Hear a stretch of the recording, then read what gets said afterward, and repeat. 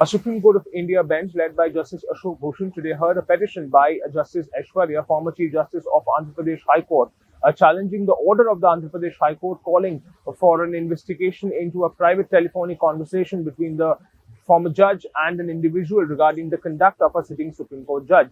Advocate Prashant Bhushan, representing the petitioner, stated that there was nothing public about the conversation and that a private telephonic conversation cannot be a subject matter of interrogation or investigation. The Supreme Court has now adjourned the matter to the next Monday, when the court will take into account an affidavit filed by Advocate Bhushan on behalf of Justice Aishwarya, saying and accepting that the conversation indeed happened.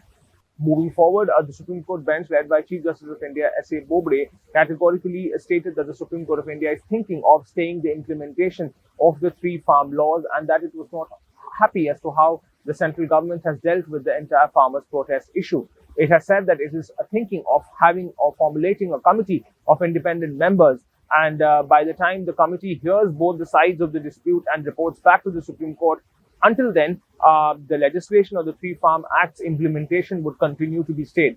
Attorney General for India, K.K. Venugopal, and Solicitor General Tushar Mehta vehemently opposed the suggestion of the Supreme Court of India and said that a lot of farmers would stand to lose if the implementation of these laws stayed.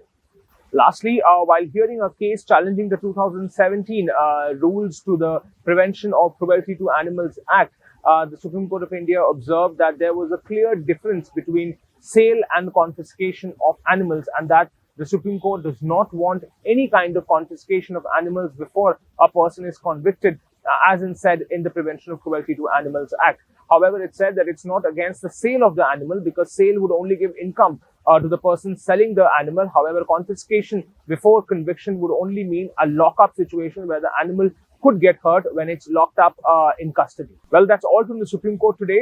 Stay tuned with Supreme Court Today tomorrow also, and don't forget to share and like barandbench.com.